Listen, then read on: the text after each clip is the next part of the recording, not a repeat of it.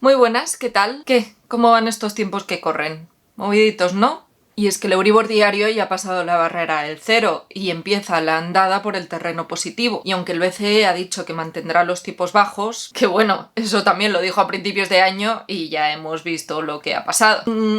A mí lo que me preocupa más es que dejen de comprar deuda. Creo que con este movimiento dejan bastante claro que dan una última oportunidad a países con una deuda tan alta como España a que se espabile antes de que les corten el grifo.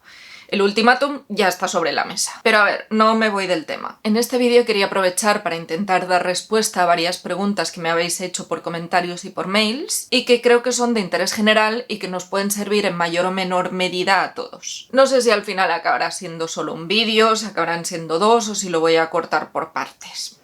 Porque hay algunas cosas en las que me quiero centrar más y luego al editar pues no sé cuánto me van a ocupar. Al final decidí hacer bastantes y las grabé en 2 días diferentes, de ahí la diferencia de camiseta que veréis de un día a otro. En este vídeo trataré solo las más urgentes de acuerdo a lo que estamos viviendo ahora con el Euribor y el siguiente ya estoy también editándolo, así que no tardará mucho. Para los que queráis ir más al grano, porque entiendo perfectamente que a lo mejor pues hay preguntas que ahora mismo no os interesan tanto, os dejo aquí el listado de las preguntas con el minuto exacto en el que empezarán y así podéis ir directamente. Os lo dejo también en la descripción. Preguntas. Primera pregunta. Lo que me estoy preguntando yo es cómo todo esto se va a repercutir en los precios de los inmuebles.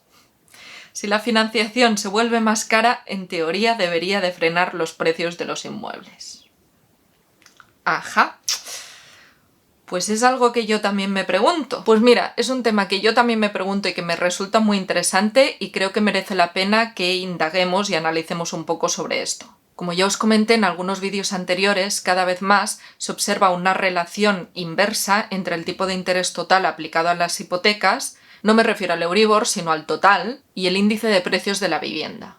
Y es que si existen menos barreras de entrada a la compra de la vivienda y además el precio del dinero es bajo, pues la demanda aumenta. Lo hemos visto claramente en estos últimos meses. Y si sube la demanda, y aquí está el kit de la cuestión, las probabilidades de los vendedores de vender por un precio más alto aumentan, con lo que apuestan más por subir precios o por mantenerlos en vez de bajarlos así como así. Obviamente esta afirmación es muy genérica y depende mucho de las provincias y de las ciudades que se estén tratando, pero creo que se ve bastante claro con el índice de precios de la vivienda. Entonces, ahora que vemos ya y es palpable que los tipos de interés han subido, ¿qué pasará con los precios? Pues depende. Siempre os digo que el mercado inmobiliario no es ni blanco ni negro y que tiene un montón de matices. A partir de aquí voy a especular un poco con todas las noticias que han habido y que sepáis que esto no es una certeza al 100%. Pero bueno, os voy a comentar en qué me voy a basar. Primero, tenemos que tener en cuenta que el BCE ya ha anunciado que antes de continuar subiendo los tipos, cortará el grifo de la compra de la deuda el tercer trimestre de 2022.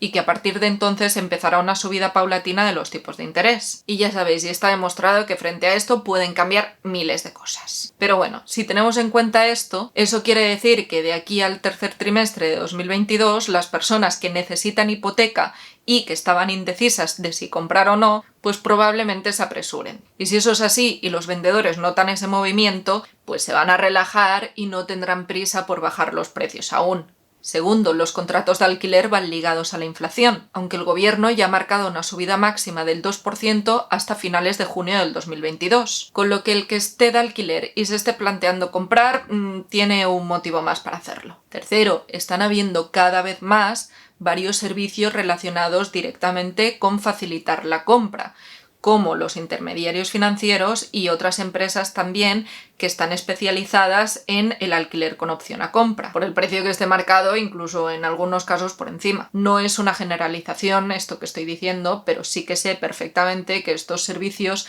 no se dedican a negociar un precio a la baja, sino a facilitar la compra. Cuarto, la oferta sigue siendo escasa. Y el aumento de precios de la construcción pues no favorece mucho en este aspecto. Ya os comenté en vídeos anteriores que de hecho ahora se está haciendo una transformación a la industrialización de la construcción, pero no me voy a ir del tema. Por otra parte también está la necesidad de liquidez de algunos vendedores, que conforme sube la inflación y los tipos de interés pues hay algunos propietarios a los que les sale mucho más a cuenta vender. Y respecto a esto hay varios casos. Los que se quieren deshacer de activos que no les son tan rentables, estos son casos contados y suelen ser más inversores pequeños o medianos que mueven su cartera. Y estos suelen vender más a precio de mercado porque quieren quitarse de encima el inmueble, pero no olvidemos que no están tan dados a rebajar el precio, porque precisamente tienen experiencia y lo luchan más. Y después también están los que terminan el trámite de aceptación de herencia y los que por ciertas razones sí que tienen mucha más necesidad de liquidez. En estos casos, si tienen muchos más problemas que beneficios teniendo el inmueble, sí que suelen ponerlo más adecuado al precio de mercado y están mucho más dispuestos a bajar el precio. Como veis, no incluyo aquí a las personas que venden su inmueble para comprar otro,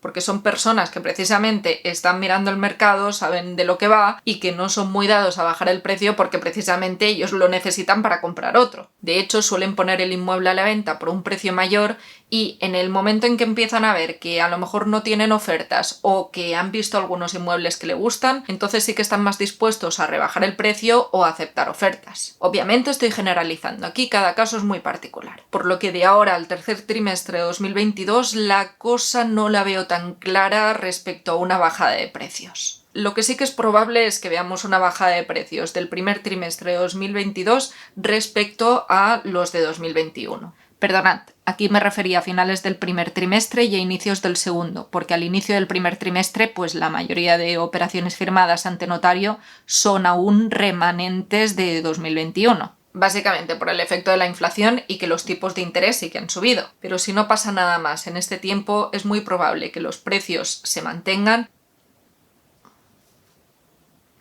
A partir del tercero, ya veremos. Todo dependerá de lo que pase entonces con lo que ha anunciado el BCE. Yo hay algo que veo cada vez más en la economía y en las finanzas, y es que el anuncio que precede al acto genera unas acciones que condicionan el acto final. Pero bueno, no os voy a dejar así con este tema. De hecho, he buscado bastante información sobre esto y me ha sorprendido mucho que todo sean especulaciones, pero no he encontrado estudios concretos con análisis de datos que puedan confirmar o desmentir todo esto. Así que he indagado un poco yo misma con los datos reales del INE. A la izquierda tenéis la gráfica de doble entrada que contrasta las dos variables, el tipo de interés medio al inicio de las hipotecas constituidas y el índice de precios de la vivienda. A la derecha están por separado y con la línea a trazos de la tendencia. Lo que sí es curioso es cómo se comportan las gráficas en el tiempo, sobre todo el cambio de tendencia que tiene el precio si lo miramos a partir de 2013.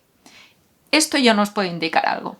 He indagado un poco más y he hecho un gráfico de dispersión y he utilizado una herramienta bastante básica que ayuda a saber en qué grado pueden estar relacionadas dos variables, y es el coeficiente de correlación de Pearson. Tranquilos, que si no sabéis lo que es y no os van las mates, no me voy a poner a explicaros, pero para haceros una idea así simple, que sepáis que va del -1 al 1, pasando por el 0, si está más cerca del 0 podríamos decir que no estarían relacionadas, con lo que cualquier cifra menor a -0,8 o mayor a 0,8 puede indicar que sí que hay relación y que la hipótesis podría cumplirse.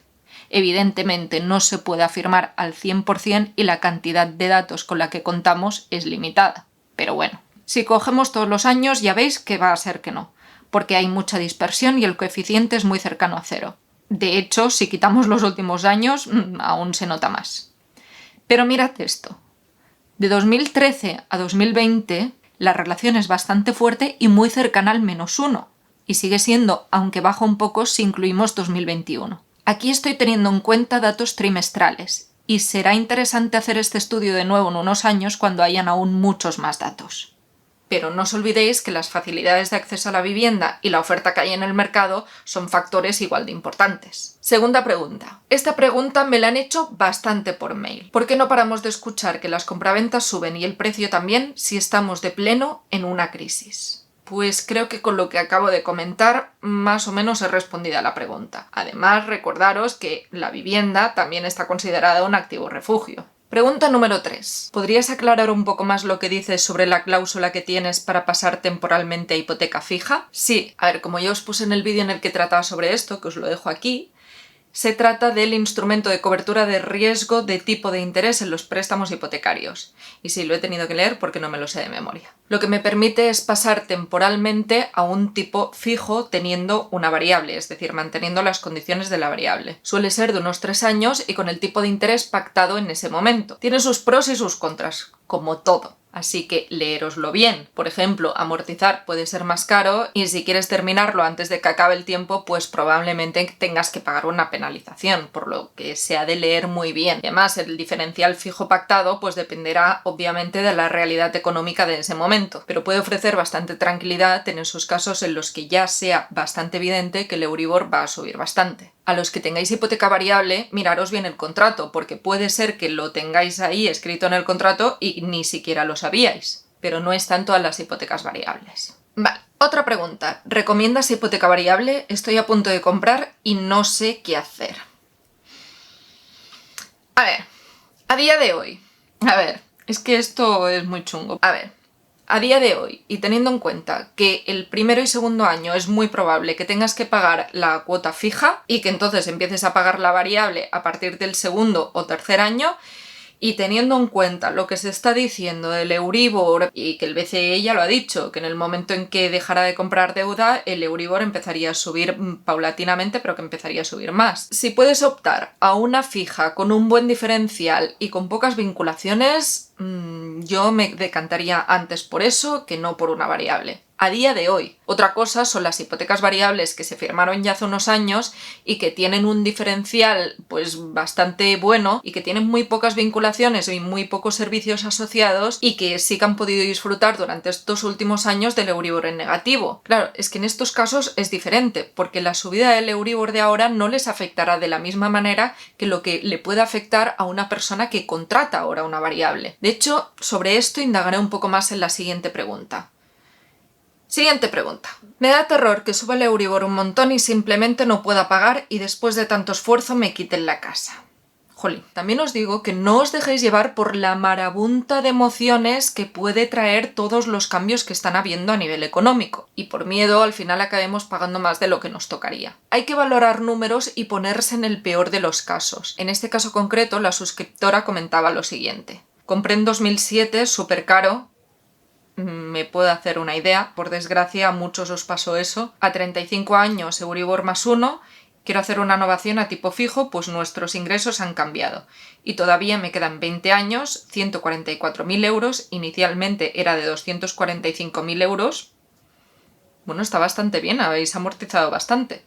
Algo hemos amortizado. Mi idea es hacer la innovación por 130.000 euros a los mismos 20 años y con un fijo de no más de 1,90. A ver, me voy a parar aquí, no voy a entrar en el tipo de interés, que igualmente un 1,90 fijo, si ya está bonificado, es alto. Si no está bonificado y se queda con un 0,90, está bastante bien. Entonces, debido al sistema de amortización de intereses que tenemos, que es el sistema francés, la mayoría de intereses se pagan al principio de la hipoteca, por lo que el Euribor no afecta de la misma forma al inicio de la hipoteca, que a la mitad de la hipoteca, que al final de la hipoteca. Haciendo un ejemplo muy rápido y visual. Imaginemos que solicitamos 200.000 euros a 30 años, y no pongo más porque este simulador del Banco de España no me lo permite. Pero supongamos un Euribor al 1 con diferencial del 0,99. La mensualidad a 30 años se nos quedaría así. Como veis, este simulador contempla una cuota fija, con lo que tampoco es muy útil para una hipoteca variable, pero para lo que os quiero enseñar ya me sirve. Imaginemos, aunque evidentemente no es real para nada, pero imaginemos que se mantiene el Euribor en el 1 durante 10 años y que después sube al 2,51 quedando un tipo del 3,5. Obviamente de cuotas se pagaría más, pero fijaos en esto. Vamos a imaginar que, en vez de cambiar al año 10, cambia al año 20. Y comparamos. Como veis, la cuota es más baja y el salto es mucho más pequeño. Este simulador ya os digo que no sirve de mucho porque evidentemente la hipoteca no sería fija, pero os voy a enseñar dos casos en que sí que serían de variable. En los dos contamos 200.000 euros de capital prestado a 40 años, con primer año fija a 1,99 y el resto de años a 0,99 más Euribor, que la cuota se revisa cada 6 meses. Vamos, la típica de compra joven. En el primer caso voy a empezar con Euribor en negativo y si os fijáis he puesto el Euribor real de los últimos años en octubre y abril. En el segundo caso voy a hacer lo contrario y voy a hacer una simulación de Euribor empezando fuerte. Pues así me queda la simulación de la gráfica del Euribor a 40 años. Para el primer caso es el que está en amarillo y para el segundo caso es el que está en naranja. Aquí abajo podéis ver cómo se quedan las cuotas de las dos. Para el caso 1 es el azul y para el caso 2 es el lila. Lila o violeta. Las cuotas yo las he calculado a partir de esta fórmula y lo he corroborado con la función pago en Excel, que en inglés es la función PMT. Si os descargáis el cuadro de amortización de vuestra propia hipoteca os ayudará a guiaros. Con un poco de paciencia sale. Para el Euribor he hecho que el mínimo y máximo sean el mismo para los dos casos. Incluso, si os fijáis, en el caso 2 se llega 2 veces a ese mínimo. Y el promedio del caso 2, que empezaba con un Euribor más alto, pues he logrado que quede un poco más bajo. ¿Cuál creéis entonces que ha pagado más en total? Pues aquí viene lo gracioso. En el caso 1, la cuota mínima era de 464,21, mientras que en el caso 2 se ha quedado 80 euros aproximadamente por encima. La máxima también es superior en el caso 2 y al final el promedio también queda superior. En el total de la vida de la hipoteca, el caso 2 ha acabado pagando más de 10.000 euros de intereses por encima.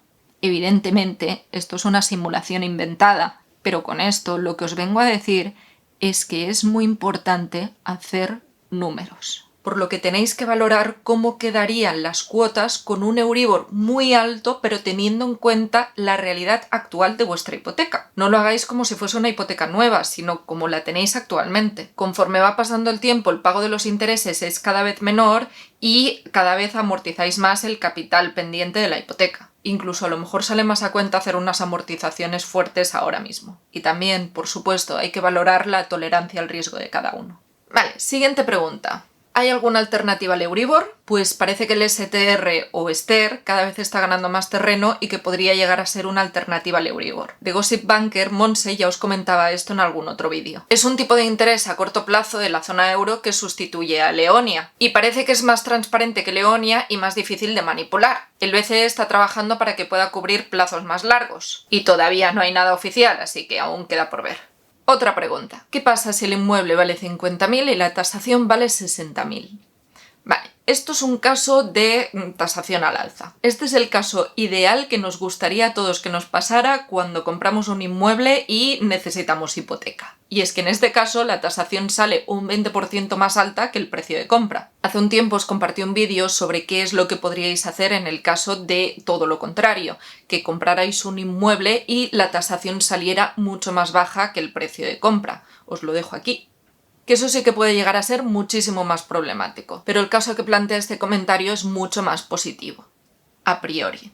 ¿Y por qué digo a priori? Pues porque tiene sus matices y estaría bien que lo supierais. Primero, habría que saber sobre qué valor el banco da a la hipoteca. Normalmente se da por el valor de tasación, pero también se puede dar por el precio de compraventa. Y hay bancos que en según qué casos lo anteponen. Entonces es algo a tener muy en cuenta. El mismo banco ya os dirá qué valor tomará como referencia. Si suponemos que el banco le da la hipoteca sobre el 80% del valor de tasación, le darían unos 48.000 euros, lo que significa más de un 95% del valor de compraventa, concretamente un 96%. Pero segundo, y es el matiz, y es que hay una cosa de la que no se habla mucho, pero es bueno tenerla en cuenta, sobre todo precisamente para estos casos, y es la complementaria. Probablemente la mayoría de vosotros no hayáis oído hablar nunca sobre este tema, pero es interesante que lo sepáis. Y es que puede pasar que durante los próximos 5 años la agencia tributaria investigue, que compruebe el valor y te obligue a pagar la complementaria, que correspondería